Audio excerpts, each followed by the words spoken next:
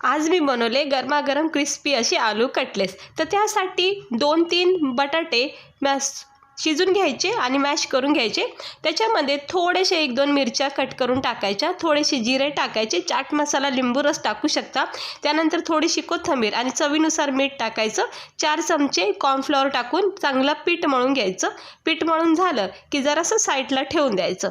त्यानंतर आपण 2 चमचे एका प्लेटमध्ये कॉर्नफ्लॉवर आणि थोडंसं पाणी टाकून एक घोळ बनवायचा, ब्रेड क्रम्ब करून ठेवायचं साईडला।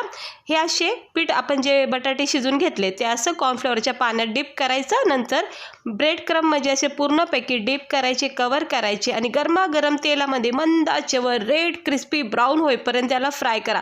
घरच्या घरी तुम्ही आलू कटलेट्स हे बनवू शकता। पाहू शकता किती छान असे क्रिस्पी कुरकुरीत क्रंची असे हे आलू कटलेट्स झटकेपट बनवून नक्की ट्राय करा। अशीच रेसिपी बघण्यासाठी चॅनलला सबस्क्राईब करा।